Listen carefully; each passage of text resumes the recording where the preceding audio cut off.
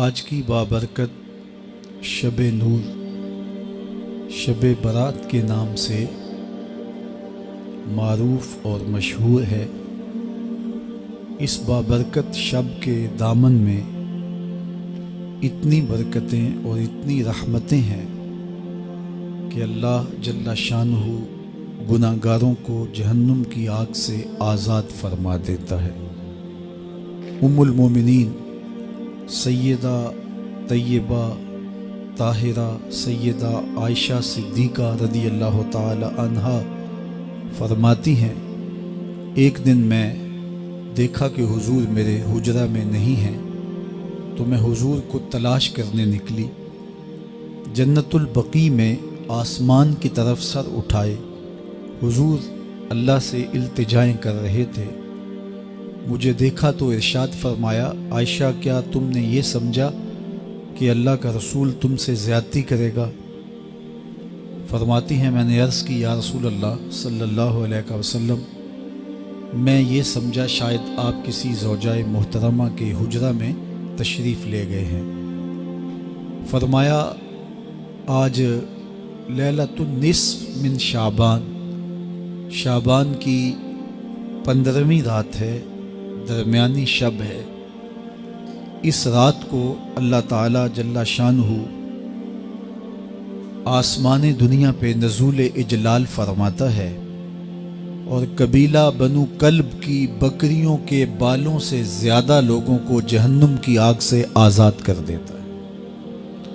قبیلہ بنو کلب عرب کا بہت بڑا قبیلہ تھا جو بھیڑ بکریاں پالتے تھے اور لاکھوں کی تعداد میں ان کی بکریوں اور بھیڑوں کے ریوڑ تھے۔ تو اس قبیلے کی بکریوں کے بالوں سے بھی زیادہ گناہ گاروں کو جہنم کی آگ سے آزاد کر دیا جاتا ہے۔ تو یہ وہ بابرکت شب رحمت ہے، شب نور ہے، جس کے دامن میں اتنی برکتیں ہیں کہ کوئی محروم نہیں رہتا۔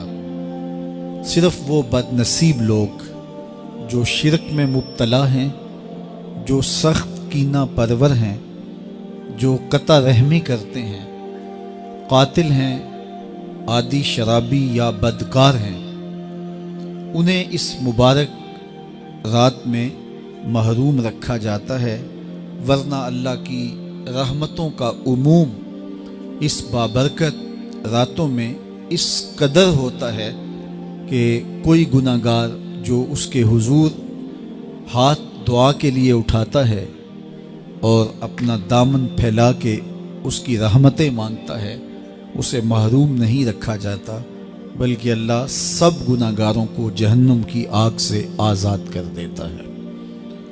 ایک روایت میں آتا ہے کہ اللہ لیلۃ النصف من شعبان کی 15ویں رات کو آسمان دنیا پہ اپنی رحمتوں سے جلوہ گر ہوتا ہے اور فرماتا ہے کوئی رزق مانگنے والا، میں اس کی جھولیاں بھر دوں، ہے کوئی مغفرت طلب کرنے والا، میں اس کے گناہ معاف کر دوں، ہے کوئی مجھ سے عافیت مانگنے والا، میں اس کو عافیتوں سے نواز دوں، ہے کوئی فلاں چیز مانگنے والا، ہے کوئی فلاں چیز مانگنے والا۔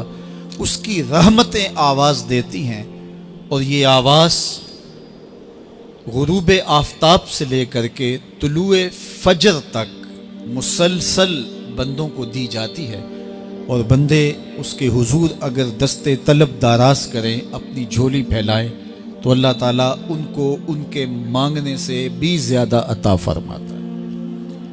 اس امت کو اللہ تعالیٰ نے اس طرح کی راتیں دے کر کے مغفرت، بخشش، غفران اور رحمتوں کی فراوانی نصیب کی ہے۔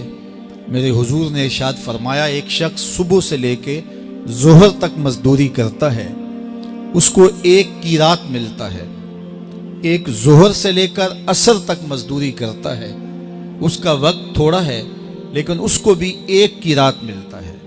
اور تیسرا شخص عصر سے لے کر مغرب تک مزدوری کرتا ہے، اس کو 2 قیراط ملتے ہیں، جبکہ اس کا وقت دونوں سے کم ہے۔ فرمایا پہلی مثال یہود کی ہے، دوسری مثال نصارہ کی ہے، اور تیسری مثال میری امت کی ہے کہ اس کو تھوڑے عمل پر زیادہ ثواب دیا جاتا ہے۔ تو یہود اور نصارہ نے اس پہ برا منایا تو حضور علیہ السلام نے فرمایا کہ اللہ نے ان کے اجر میں تو کمی نہیں کی، لیکن مسلمانوں کو زیادہ اجر دے دیا، تو یہ اس کی کرم نوازی ہے۔ تو یہ تھوڑے وقت کی عبادتیں اور چند راتوں کی بیداری اور مخصوص اوقات میں اللہ کے حضور عبادت و ریاضت ایک گناہگار کو کہاں سے کہاں تک پہنچا دیتی ہے، اس کے گناہوں کی معافی کا ذریعہ بھی بنتی ہے اور درجات کی بلندی کا سبب بھی۔ دیکھیے لیلۃ القدر ایک رات 1000 مہینے کی عبادتوں سے بہتر قرار پاتی ہے۔ اسی طرح دیگر مواقع ہیں کہ اللہ تعالیٰ اس امت کے لیے رکھے ہیں، رحمت رب بہانہ می طلب، اور یوں بھی پڑھا گیا رحمت رب بہانہ می طلب۔ اس کی رحمتیں قیمت نہیں مانگتی اور اس کی رحمتیں بہانہ تلاش کرتی ہیں، تو وہ اپنے بندوں کو بخشنے پہ آمادہ ہے اگر وہ اپنا دامن طلب پھیلائیں۔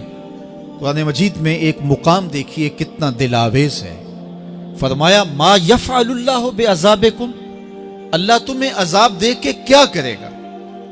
اس کی یہ چاہت نہیں ہے کہ تمہیں عذاب میں مبتلا کرے، اس کی چاہت یہ ہے کہ تم اس کی چوکھٹ پہ آؤ، جھولی پھیلاؤ، اس سے خیرات اور رحمت مانگو، اور وہ تمہارے ماضی کے سارے گناہ معاف کر کے، ساری غلطیاں معاف کر کے تمہیں اپنی رحمتوں سے مالا مال فرما دے۔ تو وہ بندوں کو بخشنے پہ، بندوں کی مغفرت کرنے پہ آمادہ ہے اور اس کی رحمتیں بہانے تلاش کرتی ہیں۔ اللہ اکبر۔ اور دوسری جانب اس کے بندے، اس کے مملوک، اس کی مخلوق، اور مخلوق کی گناہگار اور نیکوکار اس کی رحمتوں کے طالب ہوتے ہیں، بلکہ وہ گناہ کرنے کے بعد جب معافی مانگتے ہیں تو اللہ کو یہ معافی بہت پسند ہے۔ معافی مانگنا، اس کے حضور اپنے دامن کو پھیلانا، وہ اس کو بہت زیادہ محبوب ہے۔ انسان کی فطرت کے اندر گناہ رکھا گیا ہے۔ آگ، ہوا، مٹی، پانی، یہ ان 4 چیزوں کا مرکب ہے۔ اس کے جو عناصر ہیں اس میں کبھی اعتدال قائم نہیں رہتا اور اس سے گناہ سرزد ہو جاتے ہیں۔ گناہ کرنے کے بعد بندے کا اس گناہ پہ اصرار کرنا، اڑ جانا، ضد کرنا، توبہ نہ کرنا اللہ کو یہ پسند نہیں، لیکن اگر اس سے گناہ سرزد ہو جائے تو پھر وہ توبہ کر لے تو اللہ کو یہ بہت زیادہ پسند ہے۔ جو اس سے ہو سکے نیکی وہ اللہ کے حضور پیش کرے، لیکن اس کے اندر جو شر رکھی گئی ہے، اس کے اندر جو قوتیں گناہ کی رکھی گئی ہیں، اس سے اگر اس سے گناہ سرزد ہو جائے تو پھر وہ اللہ سے توبہ کرے، اللہ کی طرف رجوع کرے، تو اللہ اس کی توبہ کو نہ صرف قبول کرتا ہے بلکہ اس کے گناہوں کو معاف کرتا ہے اور گناہوں کو بدل کے نیکیوں میں تبدیل کر دیتا ہے۔ جب گناہ نیکیوں میں تبدیل ہو گئے تو جتنا بڑا گناہ گار تھا اتنا بڑا نیکوکار ہو گیا۔ حضرت سیدنا عمر رضی اللہ تعالیٰ عنہ بازار میں جا رہے تھے تو ایک شرابی نے ہاتھ میں بوتل پکڑی تھی شراب کی، تو حضرت عمر ہاتھ میں درہ رکھتے تھے اور آپ کا جاہ و جلال دیدنیت ہوتا، تو جو ہی حضرت عمر رضی اللہ تعالیٰ عنہ کو اس نے دیکھا تو ڈر گیا اور دل ہی دل میں کہا اے اللہ آج عمر کے قہر سے بچا لے، میں تیری بارگاہ میں سچی توبہ کرتا ہوں، اور جلدی سے شراب کو بغل میں چھپا لیا۔ اتنے میں حضرت عمر سر پہ پہنچ گئے اور گرج کر کڑک کے کہا کہ یہ تیری بغل میں کیا ہے؟ چونکہ اس کو بوتل چھپاتے دیکھا تھا تو وہ ڈر گیا اور ڈرتے ڈرتے کہنے لگا حضرت یہ سرکہ ہے۔ اب تھی تو شراب، لیکن ڈرتے ہوئے بولا حضرت سرکہ ہے۔ تو حضرت عمر نے کہا نکال۔ جب نکالا تو شراب نہیں تھی، واقعی سرکہ بن چکا تھا۔ تو جب اللہ کے حضور کوئی توبہ کرتا ہے اللہ اس کے گناہوں کو بدل کے نیکیوں میں تبدیل کر دیتا ہے۔ حدیث پاک میں آتا ہے کہ قیامت کے دن اللہ ایک شخص کو کہے گا کہ اپنا نامہ اعمال پڑھ، تو وہ نامہ اعمال پڑھنے لگ جائے گا، تو نامہ اعمال کے اندر چھوٹے گناہ بھی ہوں گے، بڑے گناہ بھی ہوں گے، تو اللہ سے حیا کرتے ہوئے، شرم کرتے ہوئے وہ بڑے بڑے گناہوں کو چھوڑتا جائے گا اور چھوٹے چھوٹے گناہوں کو پڑھتا رہے گا۔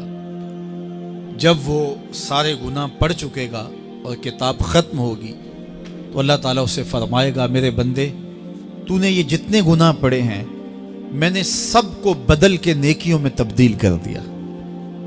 تو بندہ کہے گا، اللہ ابھی تو میرے بڑے بڑے گناہ رہتے ہیں جو میں نے پڑھے ہی نہیں۔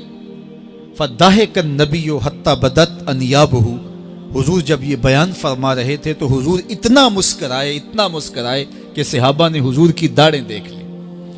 تو پہلے وہ بڑے بڑے گناہ چھوڑے جا رہا تھا، لیکن جب اللہ فرمائے گا کہ میں تیرے گناہوں کو بدل کے نیکیوں میں تبدیل کر دیا، تو وہ کہے گا ابھی تو بڑے بڑے گناہ رہتے جو میں نے ابھی پڑھے ہی نہیں۔ تو جب کوئی بندہ اس کے حضور توبہ کرتا ہے، اللہ یہ نہیں دیکھتا اس نے گناہ کتنے کیے ہیں، یہ دیکھتا ہے بندہ آیا میری چوکھٹ پہ ہے تو اللہ اس کے پچھلے سارے گناہ معاف فرمائے۔